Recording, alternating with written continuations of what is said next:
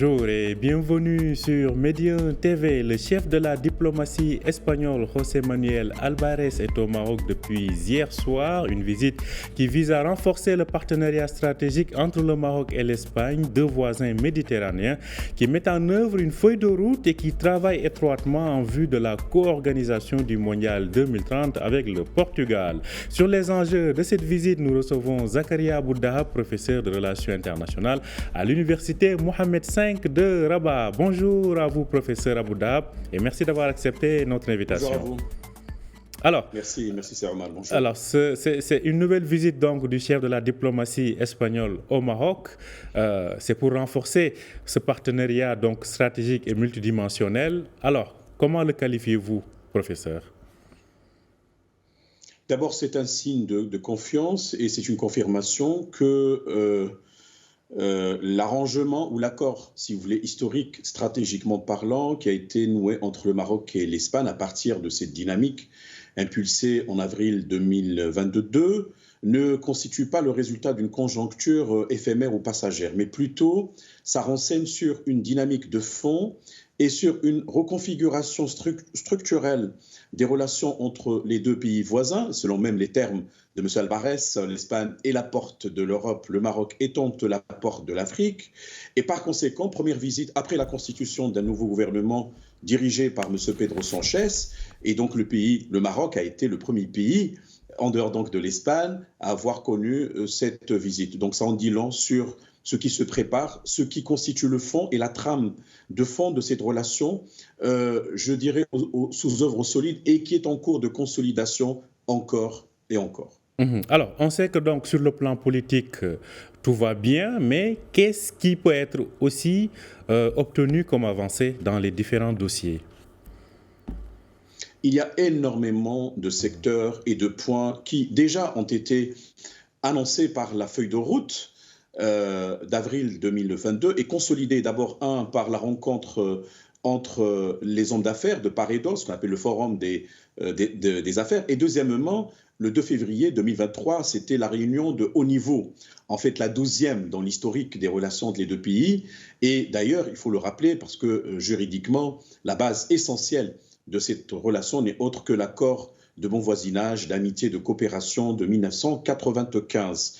Énormément de secteurs, agriculture, tourisme, infrastructure, etc., l'eau, la recherche scientifique, la mobilité, toutes les questions, si vous voulez, qui expriment précisément ce que vient de le rappeler M. Álvarez dans l'entretien qu'il a eu hier avec Maghreb Arabe Presse. Elle est stratégique, elle est multidimensionnelle, j'ajouterais, elle est multifacette. Par ailleurs, il faut rappeler quand même qu'il y a des principes désormais qui gouvernent cette relation. Confiance mutuelle, réciprocité, transparence, abstention de prendre des mesures de manière unilatérale. Et donc, c'est un socle de principes et de valeurs qui font une relation qui va se développer, on va dire progressivement, qui va prendre de l'allure et de l'ampleur. Et vous savez, c'est Omar, il y a des chantiers énormes qui attendent les deux pays, sans parler du Mondial 2030 devenu aujourd'hui un leitmotiv ou une litanie, mais plutôt, il y a des choses en lien avec le renforcement des infrastructures, projections croisées de part et d'autre, celle du Maroc, celle de l'Espagne, en Afrique et ailleurs. Et donc, on voit déjà qu'il y a une sorte de congruence. Ce n'est pas un hasard du calendrier, mais plutôt c'est la volonté des deux chefs de l'État, chef du gouvernement, Sa Majesté le Roi, pour aller encore loin dans le renforcement de cette interdépendance croissante entre les deux pays. Alors, on sait que sur le dossier du Sahara aussi, l'Espagne avait fait des pas importants, notamment en soutenant l'initiative marocaine d'autonomie. Sur ce dossier-là, selon vous, qu'est-ce qui peut être entamé ou bien peut-être poursuivi comme dynamique en faveur du Maroc ? Premièrement, l'Espagne a tiré les leçons du passé.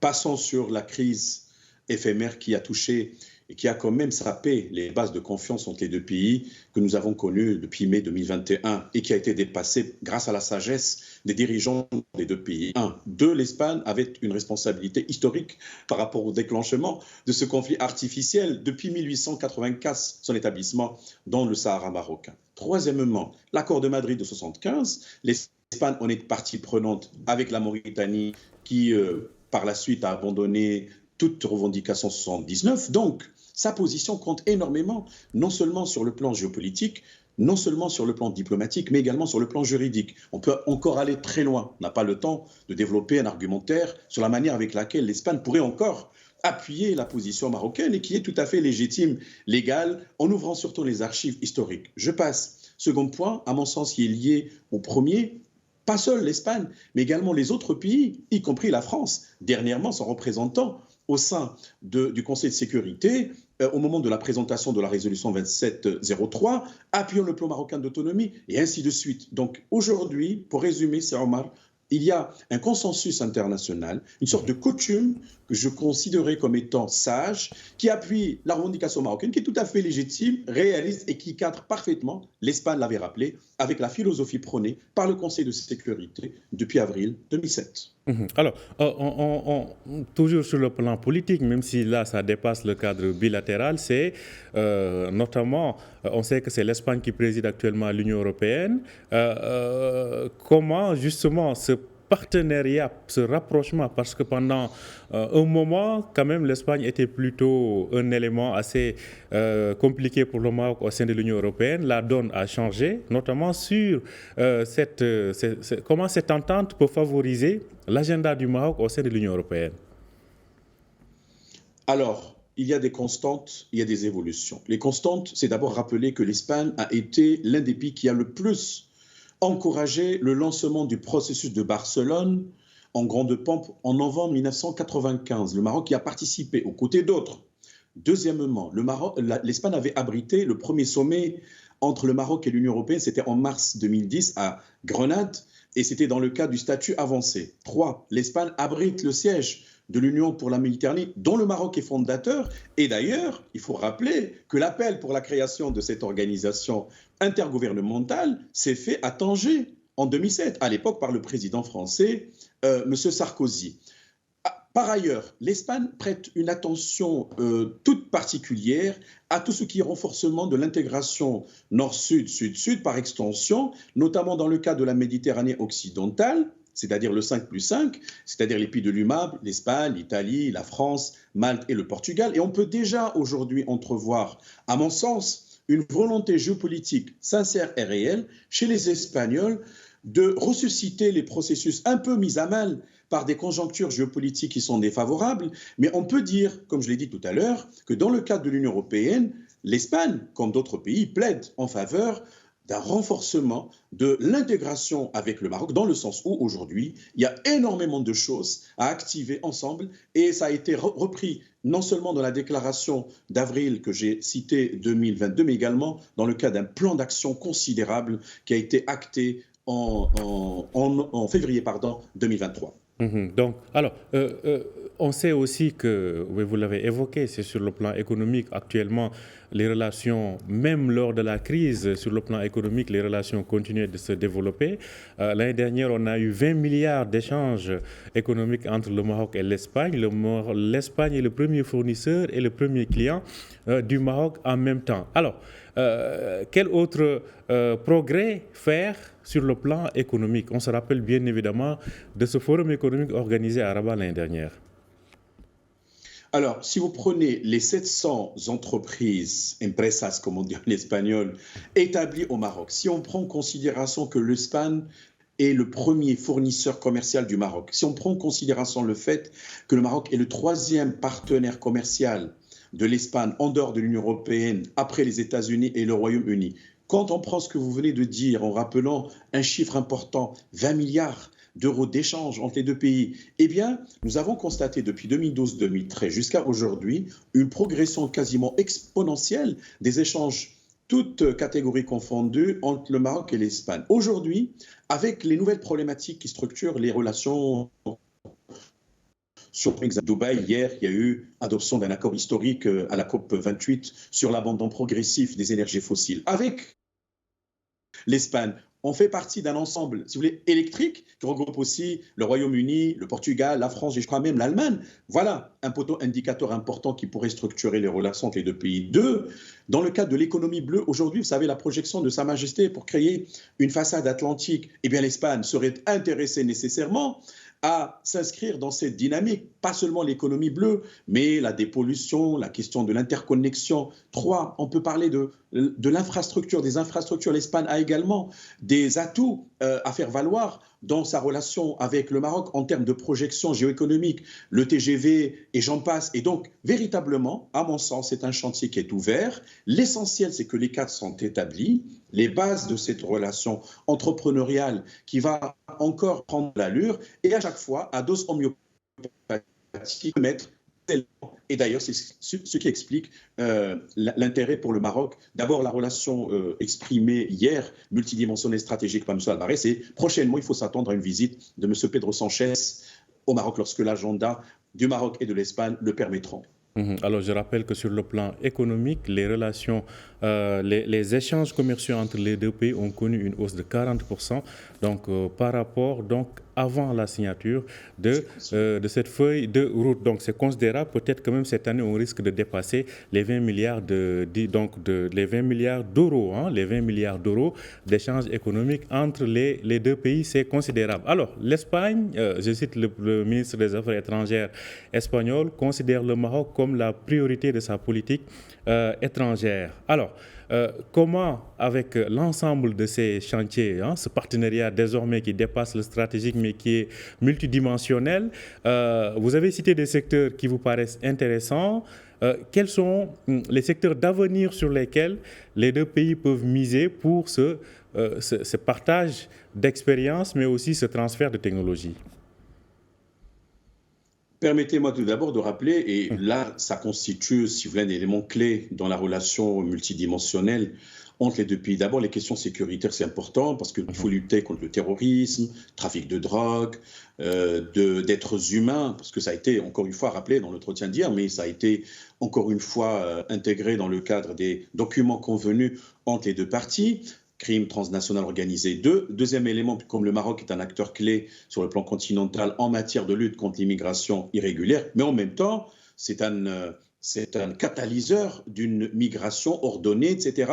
Le pacte de Marrakech de décembre 2018, ce qu'on appelle c'est le résultat aussi du processus de Rabat, dont l'Espagne est partie. Troisièmement, attaquer toutes les questions fondamentales aujourd'hui, qui sont un peu, si vous voulez, ressuscitées par des conjonctures particulières, de armes, la bande sahélo-saharienne, les risques qui peuvent s'en propager, et ainsi de suite. Alors, je mets de côté le bloc, si vous voulez, sécuritaire, lutte contre le terrorisme, crime transnational organisé. Deuxième chose essentielle, c'est que la proximité et l'interpénétration entre les deux économies des deux pays fait que nous sommes en train d'opérationnaliser cette théorie du matelas d'intérêt, de sorte que aucun pays n'a intérêt à fausser la donne ou à rompre la relation avec l'autre. Donc c'est un partenariat, comme on dit, win-win, gagnant-gagnant. Et puis, troisièmement, les rendez-vous prochains.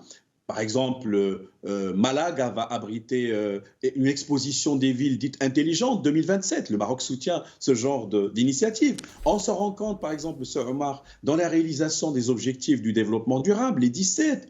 On se rend compte également au niveau de la Méditerranée. Tout à l'heure, j'ai parlé de la dépollution. Oui, ça concerne l'Atlantique, mais également la Méditerranée, on est interpellé, sans oublier également que l'action Maroc-Espagne devrait aussi s'inscrire dans les cadres régionaux stratégiques, non seulement l'Union européenne, il y a également le Conseil de l'Europe, parce que le Maroc est partenaire avancé par rapport à cette institution créée en 1949, également dans le cadre de l'UMA, parce que l'Espagne également tente, tant bien que mal, de favoriser l'intégration régionale réussi, et ainsi de suite. On peut parler du forum ibéro-latino-américain, etc., etc. Donc, véritablement, ce sont des chantiers énormes et on ne peut pas les citer tous et les circonscrire dans un canalité. C'est véritablement, it's open, c'est un chantier qui est ouvert sur beaucoup de dimensions. Alors, bien évidemment, et vous l'avez même évoqué, on ne peut pas désormais parler de ces relations bilatérales sans évoquer les perspectives de l'organisation ou de la co-organisation de la Coupe du Monde 2030 avec le Portugal. Alors, le Maroc a lancé plusieurs chantiers, on l'a vu dans le domaine du transport. Pas mal de secteurs se mettent à l'horizon, se mettent au diapason donc pour être prêts pour 2030. Alors, cette co-organisation dans cette visite, quelle place dans cette visite? Alors, on va bien entendu attendre probablement un communiqué final qui va être adopté à l'issue de la visite de M. Albares, rencontrant son homologue marocain.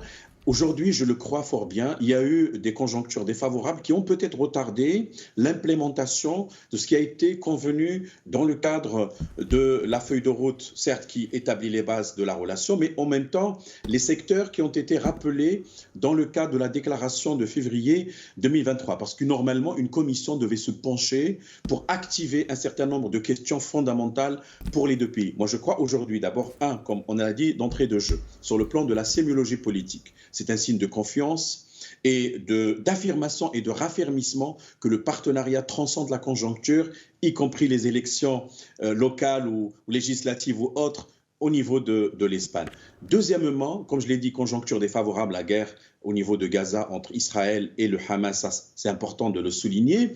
Et puis troisièmement, même au niveau de l'Union européenne, il y aura prochainement des élections à partir de mai-juin 2024 pour renouveler les instances européennes, y compris le Parlement. Alors, vous verrez, ou plutôt vous avez compris sur quoi je voudrais mettre l'accent. Ce sont les prochaines décisions qui doivent sortir et être adoptées au niveau de la Cour de justice de l'Union européenne, agriculture et pêche. Et les deux parties vont certainement attendre l'adoption aussi de ces décisions. Anyway, comme on dit, quoi qu'il en soit, la relation elle est bilatérale sur le plan de la consolidation d'un partenariat amorcé et il est dynamique. Et prochainement, je crois qu'on passera à l'étape ultérieure, celle carrément de l'application, de l'implémentation progressive des décisions qui ont été prises entre les deux pays. Merci à vous, professeur Zakaria Aboudahab. Je rappelle que vous êtes donc professeur de relations internationales à l'Université Mohamed V de Rabat. Ce fut encore un plaisir de vous avoir avec nous sur Média. Bonne journée à vous, professeur. Merci, c'est Omar. Merci à vous aussi de nous avoir suivis. Je rappelle que vous pouvez retrouver cet entretien sur notre site www.medianews.com. Bonne journée et bonne suite de programmes sur Média.